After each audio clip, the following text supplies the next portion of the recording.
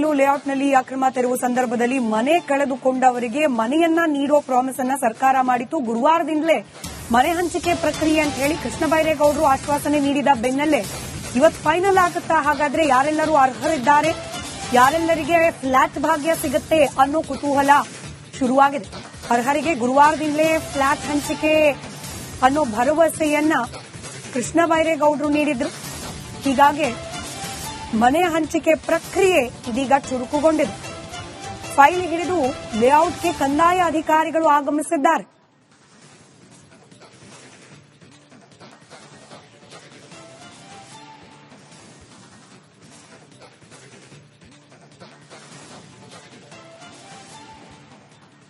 ಮತ್ತಷ್ಟು ಡೀಟೇಲ್ಸ್ ನೊಂದಿಗೆ ನಮ್ಮ ಪ್ರತಿನಿಧಿ ಸತ್ತಾರ್ ನೇರ ಸಂಪರ್ಕದಲ್ಲಿದ್ದಾರೆ. ಸತ್ತಾರ್, ಜನವರಿ 1 ಅಂತ ಹೇಳಿತ್ತು ಸರ್ಕಾರ, ಆದ್ರೆ ಈಗ ಗುರುವಾರ ಅಂದ್ರೆ ಈ ವಾರದ ಗುರುವಾರ ಫ್ಲಾಟ್ ಹಂಚಿಕೆ ಪ್ರಕ್ರಿಯೆ ಪ್ರಾರಂಭವಾಗುವ ಸಾಧ್ಯತೆ ಇದೆ ಅಂತ ಹೇಳಿ, ಸೊ ಯಾವೆಲ್ಲ ರೀತಿಯ ಪ್ರಕ್ರಿಯೆಗಳು ಇದಕ್ಕೆ ಸಂಬಂಧಪಟ್ಟಂತೆ ಆಗ್ತಾ ಇದೆ?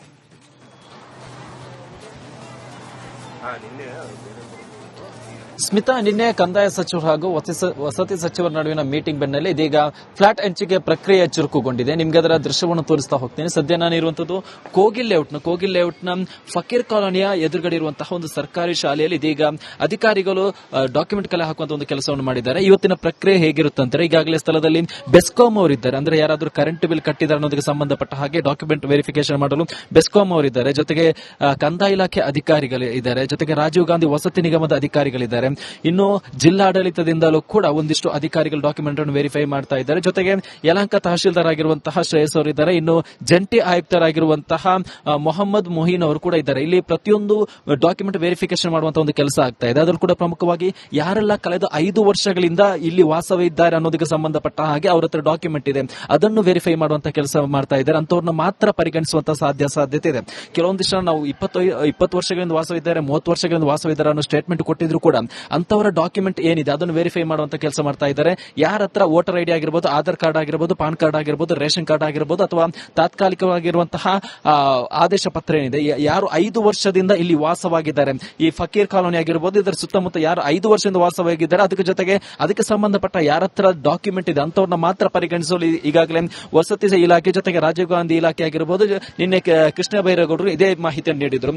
5 ವರ್ಷ ವಾಸವಿರುವಂತಹ ಅವರ ಡಾಕ್ಯುಮೆಂಟ್ ಪರಿಗಣಿಸಿ ತದನಂತರದಲ್ಲಿ ಫ್ಲಾಟ್ ಹಂಚಿಕೆ ಮಾಡುವಂತ ಸಾಧ್ಯತೆ ಇದೆ. ನಿನ್ನೆ ಕಂದಾಯ ಇಲಾಖೆ ಅಧಿಕಾರಿಗಳ ಮೀಟಿಂಗ್ ಮೇಲೆ ಇದೀಗ ಪ್ರಕ್ರಿಯೆ ಕೂಡ ಚುರುಕುಗೊಂಡಿದೆ. ಇವತ್ತು ಬಹುತೇಕ ಎಲ್ಲಾ ಇಲಾಖೆ ಅಧಿಕಾರಿಗಳು ಇದೀಗ ಡಾಕ್ಯುಮೆಂಟ್ ವೆರಿಫಿಕೇಶನ್ ನಲ್ಲಿ ಕೂಡ ನಿರತರಾಗಿರುವಂತದ್ದು. ಇವತ್ತು ಸಂಜೆಯೊಳಗಡೆ ಅಂತಿಮವಾಗಿರುವಂತಹ ಪಟ್ಟಿ ಸಲ್ಲಿಕೆ ಆಗುವಂತಹ ಸಾಧ್ಯತೆ ಇದೆ. ಸ್ಮಿತಾ, ಧನ್ಯವಾದ ಸತ್ತಾರ್ ಮಾಹಿತಿಗಾಗಿ.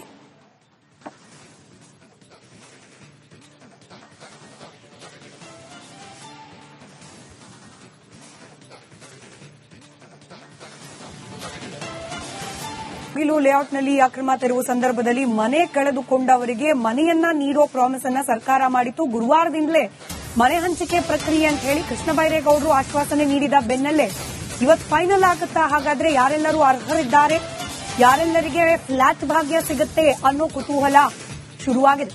ಅರ್ಹರಿಗೆ ಗುರುವಾರದಿಂದಲೇ ಫ್ಲಾಟ್ ಹಂಚಿಕೆ ಅನ್ನೋ ಭರವಸೆಯನ್ನ ಕೃಷ್ಣ ಬೈರೇಗೌಡರು ನೀಡಿದ್ರು.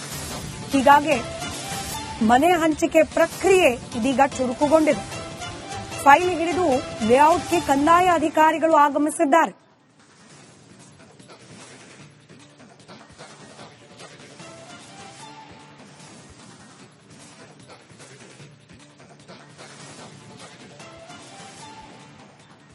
ಮತ್ತಷ್ಟು ಡೀಟೇಲ್ಸ್ ನೊಂದಿಗೆ ನಮ್ಮ ಪ್ರತಿನಿಧಿ ಸತ್ತಾರ್ ನೇರ ಸಂಪರ್ಕದಲ್ಲಿದ್ದಾರೆ. ಸತ್ತಾರ್, ಜನವರಿ 1 ಅಂತ ಹೇಳಿತ್ತು ಸರ್ಕಾರ, ಆದ್ರೆ ಈಗ ಗುರುವಾರ ಅಂದ್ರೆ ಈ ವಾರದ ಗುರುವಾರ ಫ್ಲಾಟ್ ಹಂಚಿಕೆ ಪ್ರಕ್ರಿಯೆ ಪ್ರಾರಂಭವಾಗುವ ಸಾಧ್ಯತೆ ಇದೆ ಅಂತ ಹೇಳಿ, ಸೊ ಯಾವೆಲ್ಲ ರೀತಿಯ ಪ್ರಕ್ರಿಯೆ